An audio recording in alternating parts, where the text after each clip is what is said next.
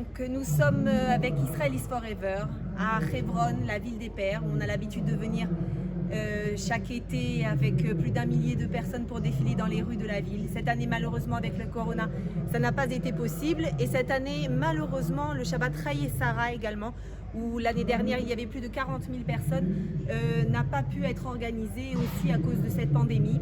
Mais ça ne nous a pas arrêté pour obtenir une autorisation et venir ici et vous faire partager quand même la Gdusha de Hebron et le héroïsme des habitants qui gardent la ville pour nous. Et voilà, on en a un avec nous, on a l'honneur d'avoir Eliaou Atlan avec nous qui habite à Kiryat Arba et qui est historien, auteur d'un livre extraordinaire sur Hebron que je recommande chaudement et qui va nous parler donc de sa ville. Chaverim, bienvenue à Hebron. D'habitude, c'est vous qui venez ici à Hebron par milliers, comme Nili vient de le rappeler. L'année dernière, plus de 40 000 personnes sont venues et beaucoup de personnes sont venues de Chutz Laaretz, de l'étranger et pas mal sont venues aussi de France. Et aujourd'hui, à cause de la pandémie, alors c'est Hebron qui vient vers vous. Vous savez que Hebron est appelée la ville des pères. Les pères, c'est aussi la ville des matriarches, Kamouvan, bien sûr. Les pères et les mères n'ont pas l'habitude d'abandonner leurs enfants. Alors si les enfants ne peuvent pas venir, alors cette année, grâce à la technique, c'est Hebron qui va venir vers vous. C'est Hebron qui va venir dans chacune de vos familles.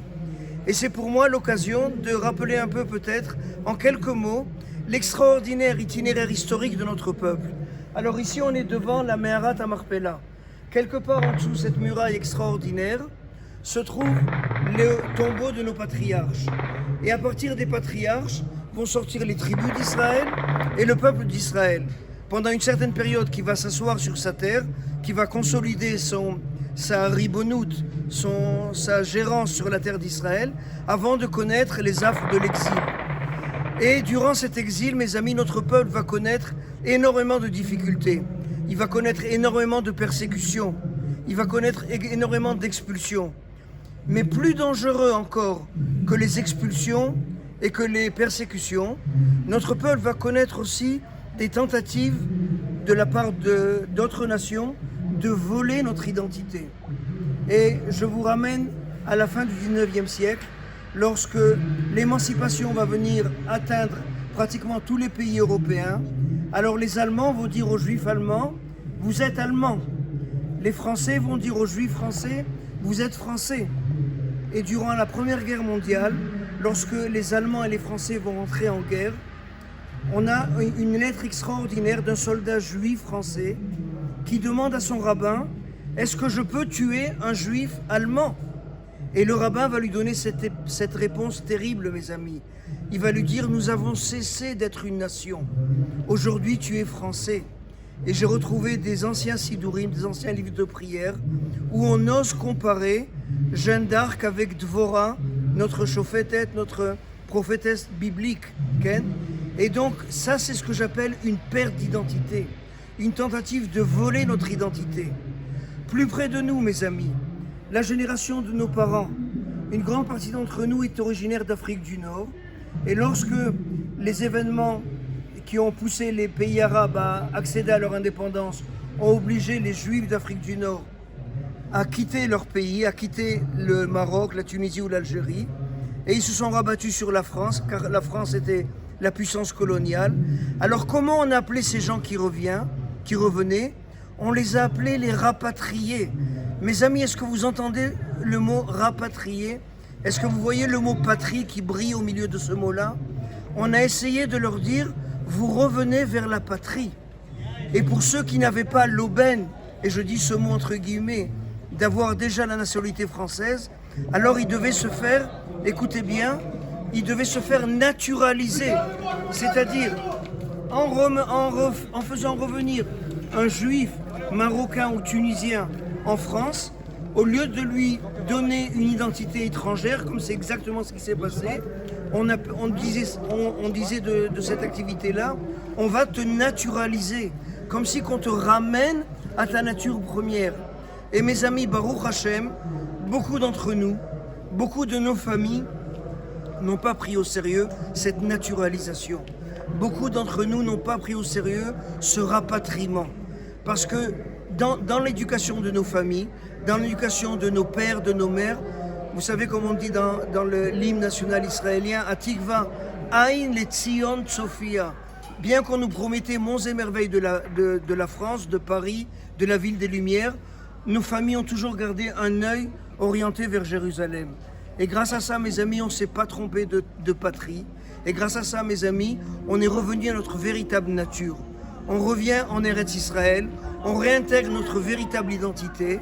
Et aujourd'hui, Baruch Hashem, il y a des chefs d'État dans le monde qui reconnaissent la légitimité de notre présence ici à Hebron, ici à Jérusalem, au Kotel, au Ramat HaGolan, et on prie l'Éternel que ces mêmes chefs d'État, ils continuent à gérer le monde et l'empêcher de tomber dans une anarchie affreuse qu'une minorité totalitaire essaye de voler la légitimité au pouvoir.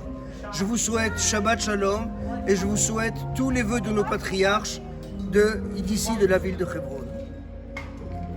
Et à nous, un énorme merci de notre part de garder la ville des pères pour qu'elle reste à jamais la ville des fils. Avec l'aide de Dieu toujours. Alors nous sommes en train de monter les marches de la Me'arat HaMarpela. Il s'est passé quelque chose de formidable ce soir. On a reçu l'autorisation d'entrer dans la Me'arat HaMarpela alors qu'elle est fermée. Elle est fermée parce que cette période, c'est la période du Corona. Et malheureusement, il n'y aura pas toutes les personnes qui viennent prier comme d'habitude pour le Shabbat Chayei Sarah. Eh bien, on leur a dit qu'Israël is Forever est obligé de venir ici, faire une petite fila et de se retrouver dans la Me'arat HaMarpela. Et ils nous l'ont ouvert pour nous, pour quelques minutes. Merci aux soldats d'être ici. Shalom lachem. Non, une soldate française. Exactement. Qu'est-ce que ça fait de garder la ville des pères? Bah, c'est quelque chose. C'est un grand scout à aimer. C'est... Waouh. Vraiment. Vous venez d'où? Marseille. Ah, de Marseille, du sud. Ça fait longtemps que vous êtes là? 3 ans. 3 ans. Extra. Et les parents aussi ou? Avec les parents, avec toute la famille. Avec les parents. Yofi. Magnifique. Batzlacha lachem. Merci beaucoup. Toda Toda. Rabba. Alors nous entrons dans la Me'ara. Comme on vous l'a dit, elle est vide.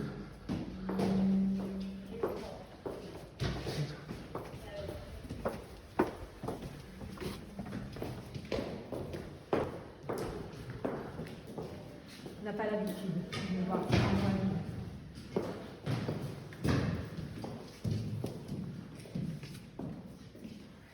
Donc le Shabbat Chayei Sarah, pourquoi est-ce que à la base, donc il y a énormément de monde, des dizaines de milliers de personnes qui viennent chaque année à Hebron pour le Shabbat Chayei Sarah, parce que dans la paracha de cette semaine, nous allons raconter comment Abraham a racheté le caveau des patriarches, cet endroit, pour y enterrer sa femme Sarah, et qu'il a tenu à acheter de Ephron cet endroit, ce caveau, parce qu'il savait certainement que quelques millénaires après, et bien plus tard, les nations revendiqueraient un droit de propriété sur cet endroit. Or, nous avons un contrat qui est rédigé dans la Torah, qui est le best-seller le plus lu au monde.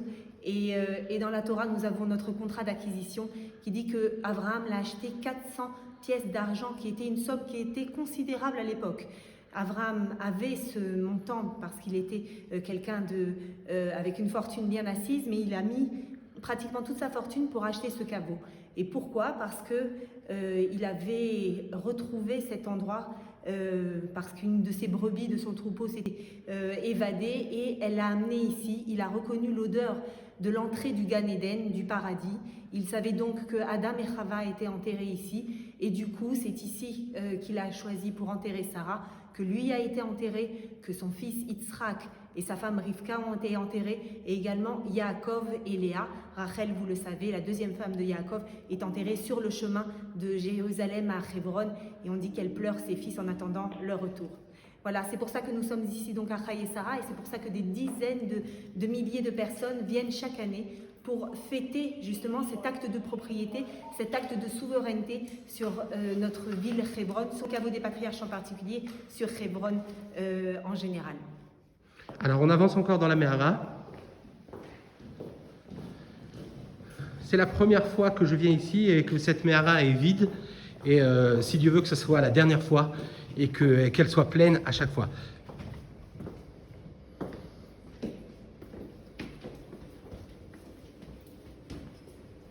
Donc ici, vous avez la salle de Abraham et Sarah. Alors il faut comprendre un petit peu alors on va essayer d'expliquer un petit peu qui était Abraham et pourquoi c'est important pour le peuple juif, cet homme qui s'appelle Abraham. Abraham est né en réalité très loin, chez les semeurs, chez un groupe de personnes. Là-bas, ils étaient tous idolâtres. Un endroit qui s'appelle Ur Kasdim. Et ensuite, il va grandir à Haran. Et c'est là-bas qu'il va se rendre compte qu'il ne trouve pas sa place dans l'idolâtrie. Et c'est le premier homme qui va décider de joindre Akadosh Baruch Hu, de joindre le Dieu, c'est-à-dire de joindre le seul et unique Dieu. Il n'y aura pas d'Olympe, il n'y aura pas de famille divine, il n'y aura qu'une seule personne. Et Dieu va lui répondre à son appel et il va y avoir un contact comme il n'y avait jamais eu entre Abraham et entre le Créateur. Et Abraham va suivre tout simplement l'appel de Dieu qui va lui dire « Lech lecha ». Pars pour toi. Ça veut dire quoi, pars pour toi? Ça veut dire que maintenant tu quittes tout. Tu quittes ton passé, tu quittes peut-être l'avenir que tu dois avoir, tu quittes le présent et aujourd'hui tu pars vers l'inconnu, vers la terre que je vais te donner. Et Abraham va tout quitter, il va venir ici. Et Abraham, il faut comprendre une chose. Pour nous, ce n'est pas, c'est pas un chef de guerre, c'est pas un grand général, ce n'est pas un roi, c'est une personne tout à fait simple. Et de toute cette simplicité, et bien pourtant, jusqu'à aujourd'hui, des millénaires après, on se rappelle de cette personne et on se rappelle de cette personne qui est très importante pour le judaïsme, mais je dirais même pour toute l'humanité. Ah ben voilà, on a quelques personnes qui arrivent à la Mehara et ça fait plaisir de voir un petit peu de bruit. Shalom, shalom. שלום, מה שלומכם? בסדר. שבת שלום שתהיה. שבת תודה שלום. רבה. שבת חיי שרה. איפה נועה? Alors il faut comprendre une chose, je fais juste une parenthèse, c'est grâce à ces soldats, ici on a les soldats de Mishmar HaGvul et j'aimerais les féliciter parce que sans eux, on ne pourrait pas venir de façon avec toute la sécurité possible à Stoda Rabba parce qu'ils sont chômeurs Israël, c'est grâce à eux qu'ils gardent la Mehara jour et nuit et croyez-moi qu'à Hebron, c'est pas toujours facile, c'est même parfois assez difficile. תודה רבה לכם שאתם שומרים על יש לנו פה על עיר לוחמת האבות. מדברת צרפתית. בדיוק, אנחנו כבר דיברנו איתה. את משדרת למי? לאן? לקבוצה שנקראת Israelis Forever, שהיא עמותה לגיוס הכוחות הציונים דוברי צרפתית. אז יש לנו חשיפה לכ-450,000 איש, דוברי צרפתית. כל שנה בדרך כלל אנחנו מביאים לפה ביום חברון 1,200 איש באוגוסט. רק השנה בגלל הקורונה אנחנו בנו בכוחות מצומצמים. אז אנחנו מאחלים לכם גם שבת שלום. תודה. לצערי הרב, בגלל הקורונה, שבת חיי שרה זה לא קורה כמו תמיד. נכון. אנחנו עושים הרבה מאמצים להעביר את זה באמצעים טכנולוגיים, בזום, בהופעה, כדי שאנשים ירגישו לפחות את המעט שאפשר. ונקווה ששנה הבאה יחגגו פה בלי הקורונה עם כל עם ישראל. יפה.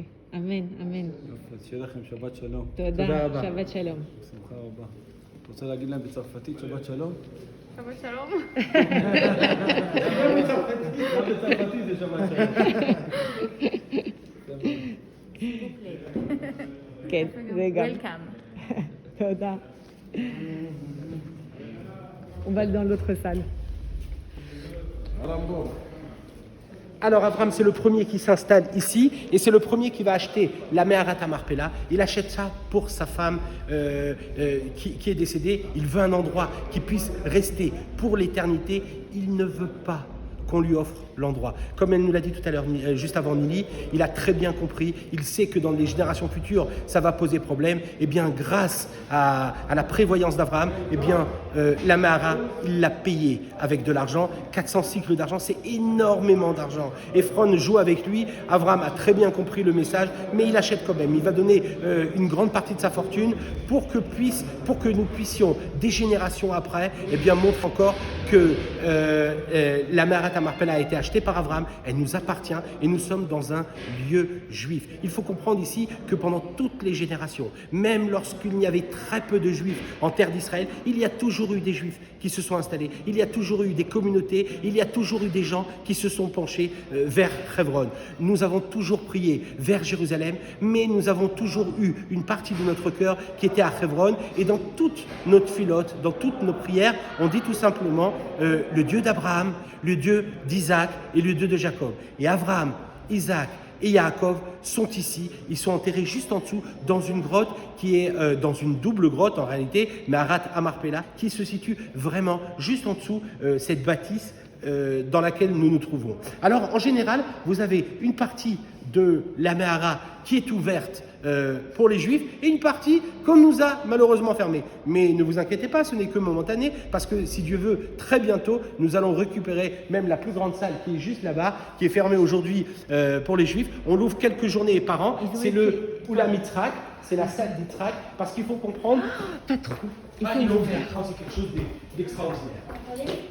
Si vous voulez rentrer du côté arabe, vous Pas du côté arabe, du côté juif. D'accord. Alors là, c'est une chance inouïe. On a une chance inouïe, on entre... Sur le tapis Bien blanc. sûr, on connaît. Voilà. On rentre dans le Olam Yitzhak. C'est une pièce qui est en général fermée, qui sert tout simplement de mosquée en temps général. À l'époque, c'était ouvert pour la prière des Juifs et pour la prière des non-Juifs. Eh bien, en général, elle est ouverte le jour du Shabbat Raïsara pour que les Juifs puissent prier entièrement. Il y a quelques journées par an où elle est ouverte. Et on a cette chance inouïe, je crois, Nelly, Ah oui, c'est extraordinaire. de pouvoir Sincèrement, rentrer. même ça, à la base, c'était pas prévu. Et on a vraiment la chance d'avoir un très très haut gradé qui nous a donné cette permission. D'autant plus que ici, pourquoi est-ce que la salle de Yitzhak est spécialement importante? C'est parce que ici, nous avons l'entrée du Gan Eden.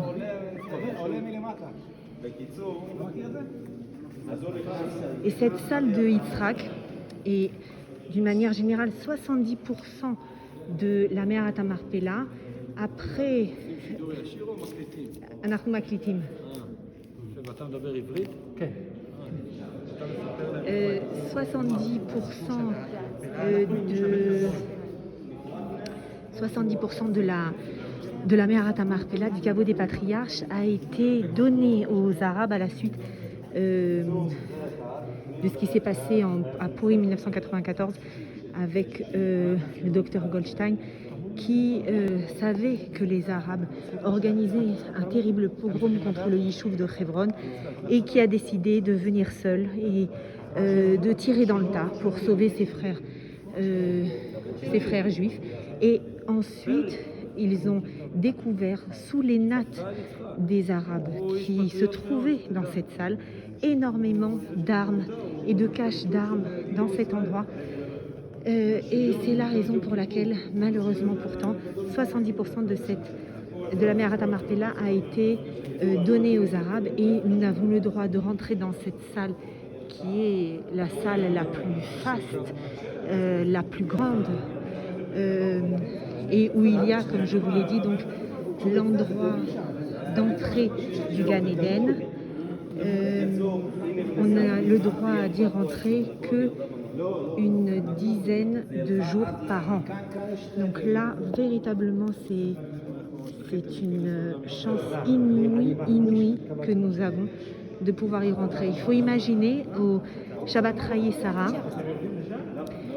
cette salle qui est pleine à craquer et où il y a donc la prière de Shabbat et où donc des dizaines de milliers de personnes, parce qu'elle est ouverte encore plus d'ailleurs, sont en train de prier tous ensemble et d'une même voix. Et c'est quelque chose de phénoménal. Et j'espère que je vous invite à y prendre part l'année prochaine, si Dieu veut. Si on peut revenir à Hebron, c'est un événement à ne pas rater. Voilà, il y a deux événements en fin de compte à Hebron qu'il ne faut pas rater. C'est le Yom Hebron avec Israelis Forever l'été et le Shabbat Raïsara. Alors regardez, vous avez ici 4 entrées dans cette salle qui donnent tout simplement dans la grotte juste en dessous. On raconte, il y a plusieurs histoires qui sont racontées dans la Massorette, dans la tradition juive. On dit que personne ne peut rentrer dans la Me'arat HaMarpela, c'est très dangereux et la personne qui rentrera à l'intérieur ne peut pas remonter. C'est tellement kadosh, c'est tellement saint qu'on ne peut pas remonter. On rapporte aussi que le pacha s'était approché tout simplement d'une des entrées de la Me'ara et il a fait tomber son épée à l'intérieur de la Me'ara. Et lorsqu'il a fait tomber son épée, il a tout simplement demandé à un des soldats de descendre dans la Me'ara et de lui récupérer l'épée. Le soldat est descendu dans la Me'ara, n'est jamais remonté. Un deuxième soldat est descendu, il n'est jamais remonté. Un troisième n'est jamais remonté. Alors là, ils ont eu l'idée de demander à un juif tout simplement de descendre dans la Me'ara pour qu'il puisse récupérer l'épée. Eh bien, le juif, il va prier, il va descendre dans la Me'ara et on raconte, c'est un grand rave de l'époque, il est enterré dans le vieux cimetière de Hebron, il va descendre à la Me'ara et lorsqu'il descend à la Me'ara, eh bien, tout simplement, il a une vision, il voit Avraham Avinu qui lui donne l'épée. Il lui dit, je veux rester avec toi, Avraham Avinu. Et Avraham Avinu, tu lui dis, ne t'inquiète pas,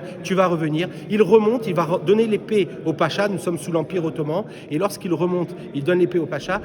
Ensuite, il va mourir dans la nuit. Tout simplement, on dit qu'il a rejoint Avraham Avinu au Gan Eden. Nous sommes dans un des endroits les plus saints du judaïsme.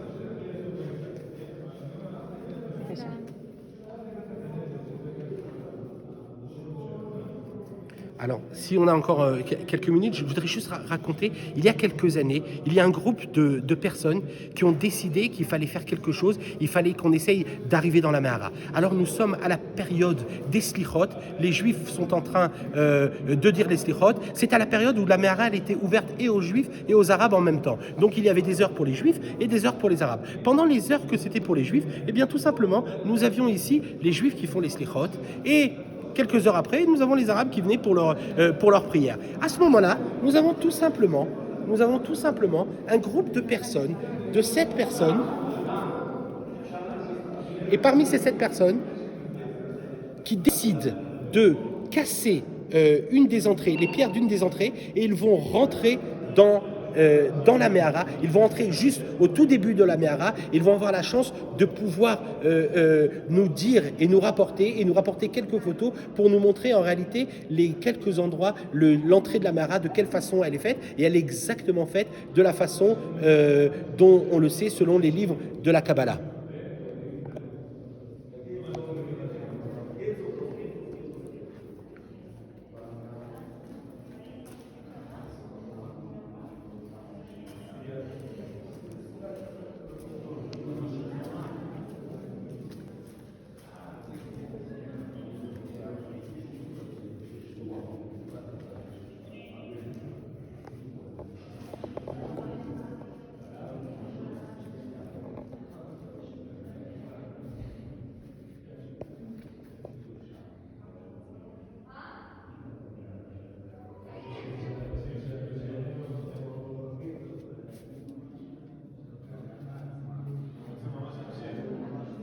Tout ça, normalement, le Shabbat Ra et Sarah, c'est rempli de personnes, c'est rempli de monde. Il y a une joie énorme. Les gens, ils font la tefila avec tout simplement les Zecher Sarah Imenu.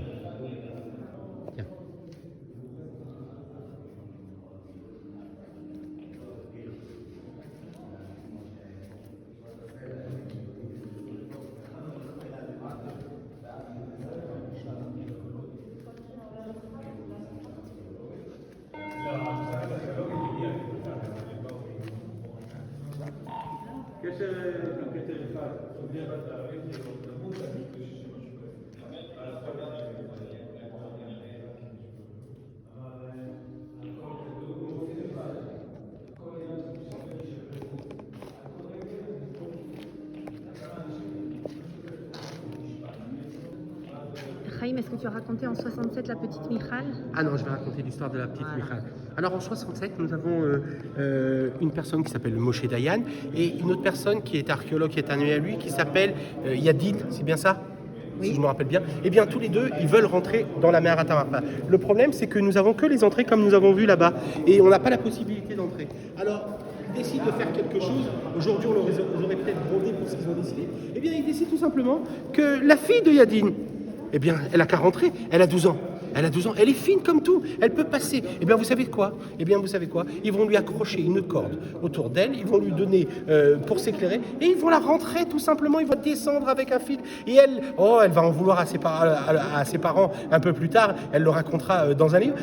Parce qu'elle a eu très peur. Elle vient descendre dans le trou et elle va descendre dans le tunnel qui mène à la Mehara. Lorsqu'elle arrive dans ce tunnel qui mène à la Mehara, eh bien, elle va tout simplement toquer sur la pierre. Et lorsqu'elle va toquer sur la pierre, eh bien, quelqu'un va lui répondre.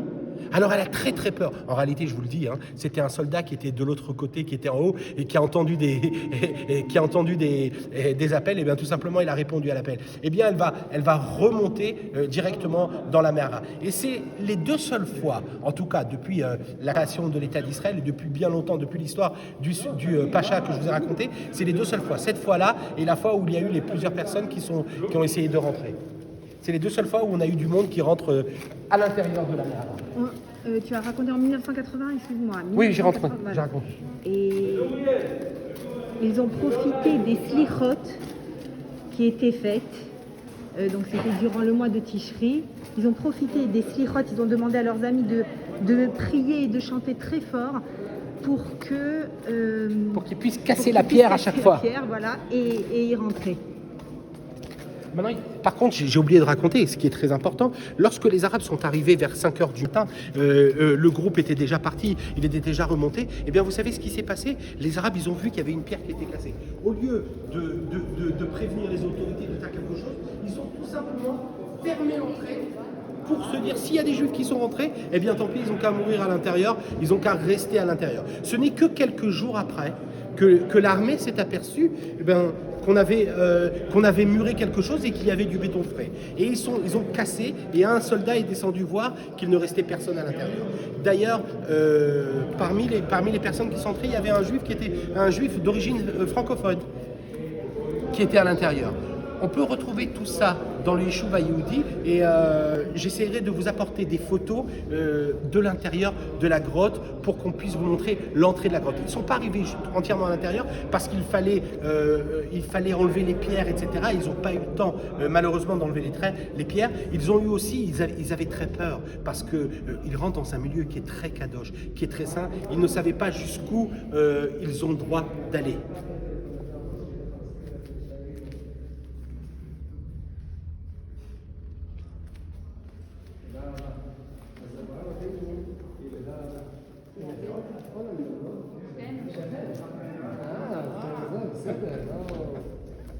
אין בעיה, וידיים טובות, מה?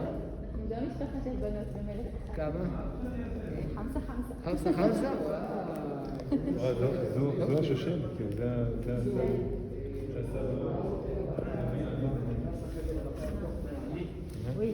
בסוף תמיד מתחברים לשורשים, מה? כן, זה כאילו... אז אתה היית באומן? זו המשפחה, זה האנשים. הרב דוד. Alors on a un autre rendez-vous. On y va. Il faut y aller. לא קרוב אליהם, הם בבות. הנה, זה סבא רבא שלי, ואני לא... תודה רבה לכם. לא על השטיחים. כן. בסדר. תודה רבה, שבת שלום. Non, c'est fou, en fin de compte, c'est la vraie salle qu'on ouvre lors du Shabbat Raïsara, mais c'est fou comme ça me paraissait beaucoup plus grand parce que lorsqu'il y a, je vous dis, il y a des dizaines de milliers de personnes et qui s'entassent ici, eh bien, vous voyez, il y a toujours la place en fin de compte pour les Juifs, pour des Juifs qui veulent prier.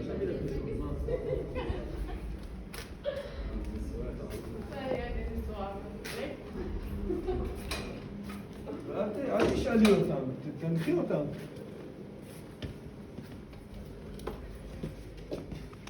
Merci beaucoup, comment tu t'appelles? Noah. Noah, enchantée. Enchantée. Merci beaucoup. Il n'y a pas de choix. Merci. Bonne soirée. Tu nous as fait travailler? Non, ben, je suis là toute la nuit. Ah, toute la nuit. Jusqu'à 5h du matin. Bon, alors on occupe la nuit. Au moins, ouais, au moins ça. On fait l'activité.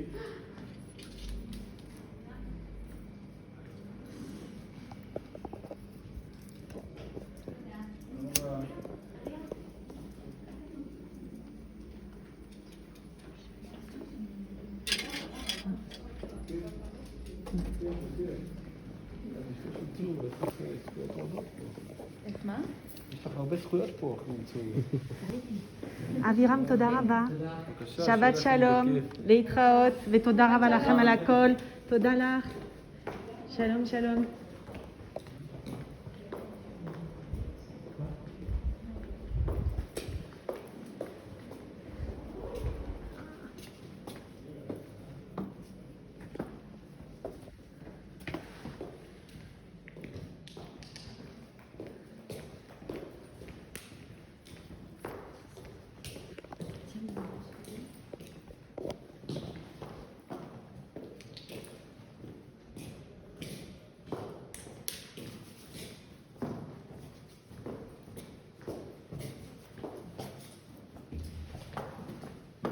Voilà, nous quittons la Mahara et nous reviendrons très rapidement.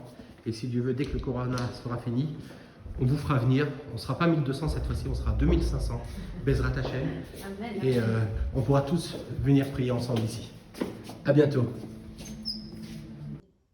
Hebron, c'est l'histoire de la fidélité de notre peuple.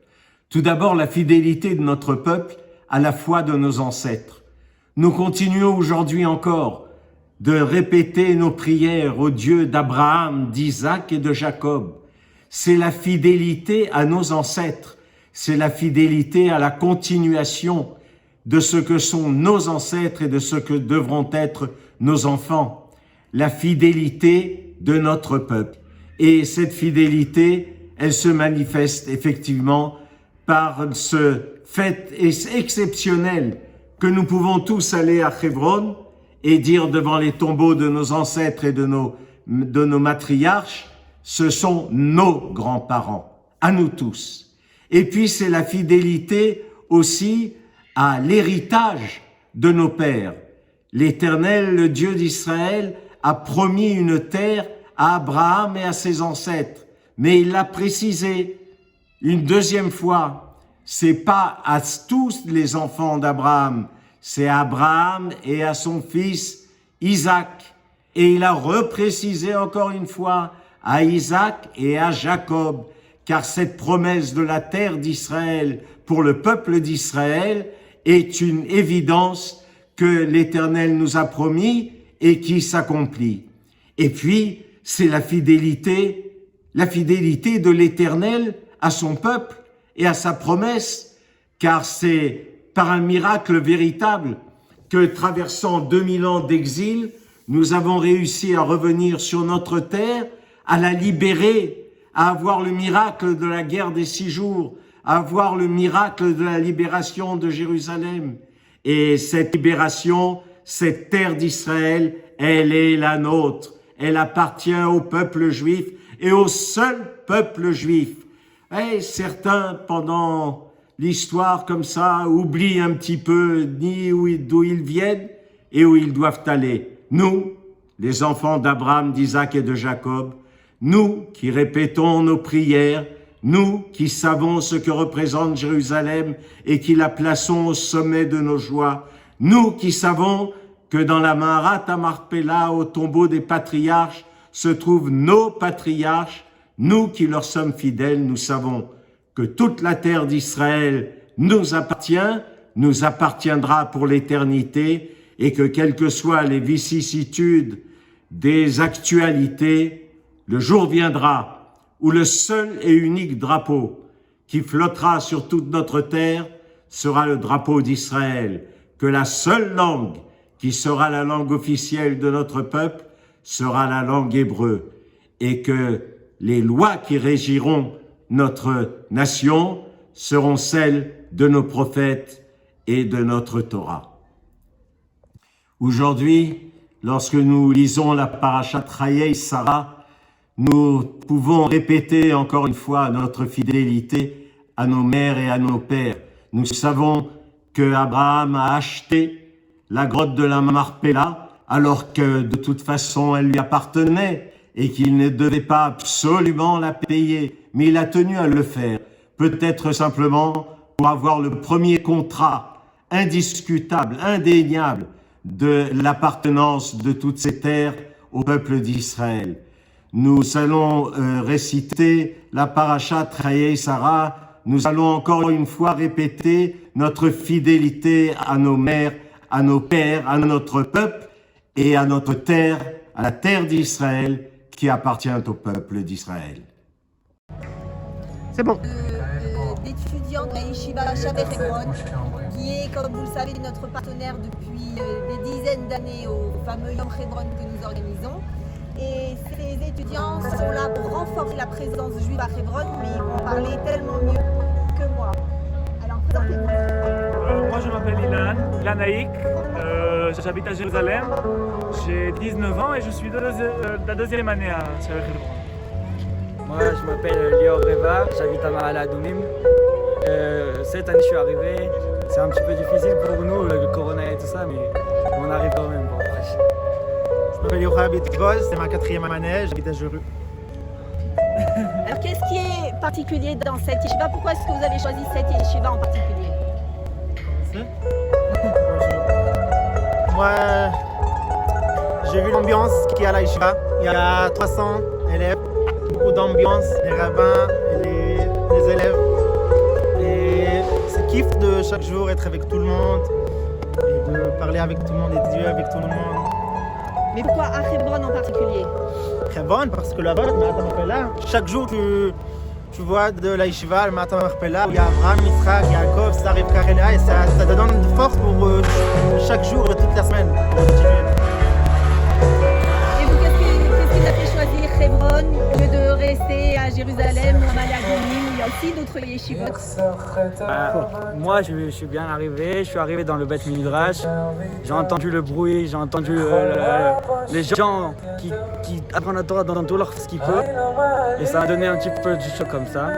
Et après, je suis venu, j'ai resté 2 ou 3 jours. J'ai vu les rabbins, les élèves, les grands, les petits. Il n'y a pas d'âge. Tout le monde est copain.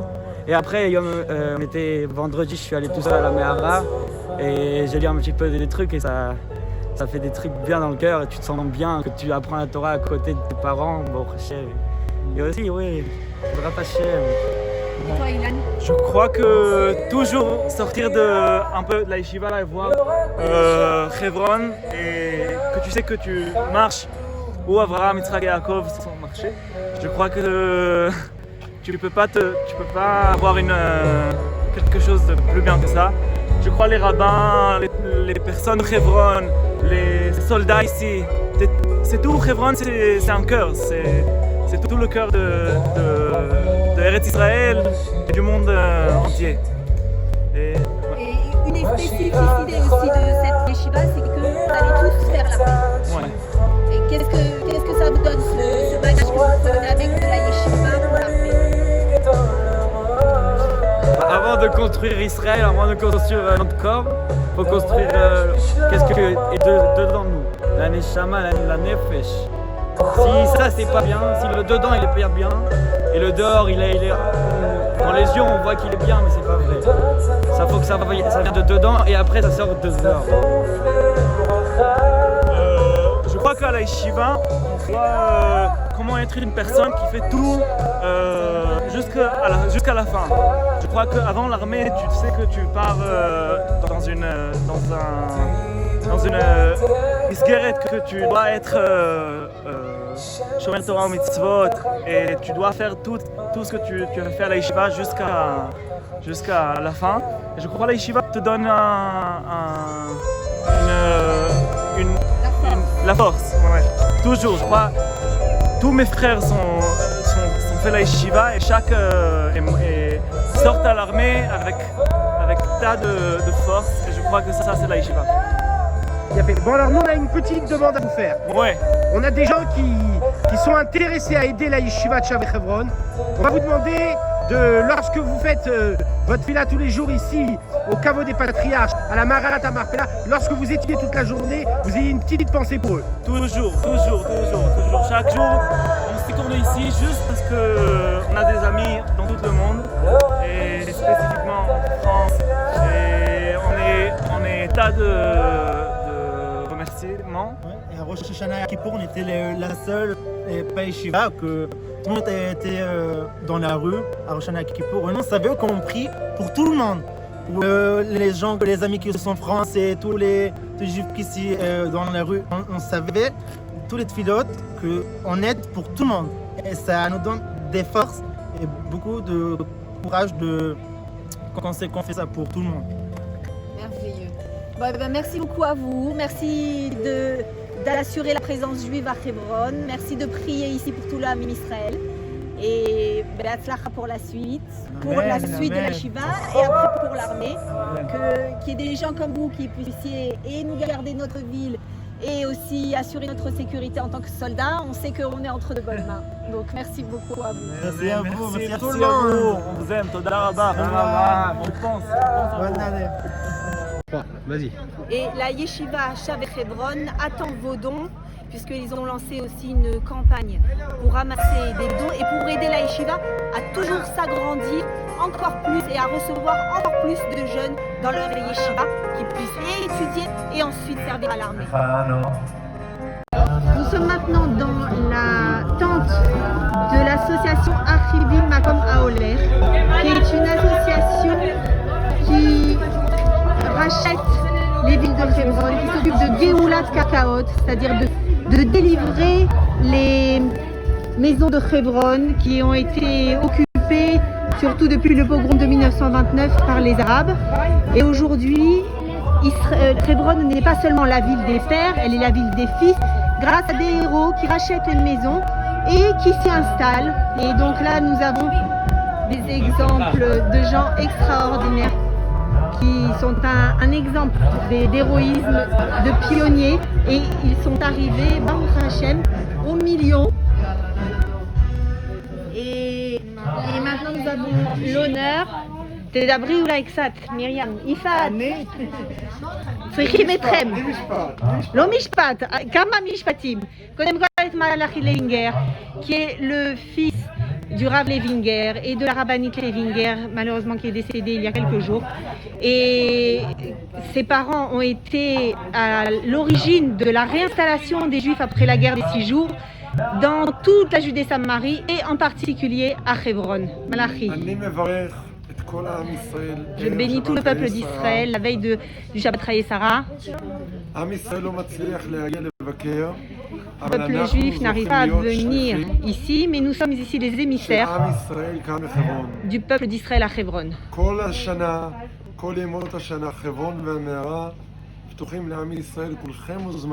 Toute l'année, Hebron et le caveau des patriarches sont ouverts pour tout le peuple juif. Venez nous voir. Et soyez associés à la reconstruction de Hebron. יפה מאוד. יפעת. אני לא יודעת לדבר קצר. אז תדברי ארוך. אנחנו יושבים פה בשדה של מערת המכפלה. Nous sommes ici dans le champ du caveau des patriarches. שאברהם אבינו קנה לפני 4,000 שנה. qu'Abraham a acheté il y a 4000 ans. ופה מסביבנו יש כבר בתים של יהודים שקנו אותם מערבים, ממש כמו שאברהם אבינו לפני 4,000 שנה, גם יהודים היום קונים בתים ממש פה לידינו. Et autour de nous, il y a ces maisons qui ont été rachetées exactement comme l'a fait Abraham, notre patriarche à l'époque, il y a 4000 ans. Des maisons qui ont été rachetées par des juifs et qui sont habitées maintenant par des juifs. בשעה הזאת אנחנו מזמינים את כל עם ישראל להשתתף איתנו ולעשות את אותו מעשה של אברהם אבינו ולקחת חלק בגאולה של ארץ ישראל. Et nous appelons aujourd'hui tout le peuple juif à se mobiliser et à donner de l'argent pour cette œuvre qui est tellement importante et qui continue l'action d'Abraham Avinu, celle de racheter, de délivrer des maisons à Hebron. לפעמים אנשים אומרים לנו, חברון זה עיר כל כך הרבה ערבים, מה זה משנה בית יהודי אחד? כל העיר מלאה ערבים, אז בית יהודי אחד, מה זה כבר משנה? Souvent on nous dit, qu'est-ce que ça change dans une ville où il y a une grande majorité d'arabes? Qu'est-ce que ça change une maison juive? ואברהם אבינו לימד אותנו שכשהוא קונה את מערת המכפלה, כתוב בסוף, ויקום השדה והמערה. שמשהו קורה לארץ ישראל כשיהודי נוגע בה, כשיהודי קונה אפילו מערת קבורה, כמו מערת המכפלה. Mais on apprend d'Abraham Avinu que lorsqu'il a acheté le caveau des patriarches, on dit que le caveau et la ville se sont surélevés. Et c'est ce qui se passe quand un juif arrive et touche des pierres et des maisons à Hebron en Eretz Israël. Eh bien, tout se soulève pour le peuple juif. וכשאברהם אבינו פונה, ברח לי מהראש רגע.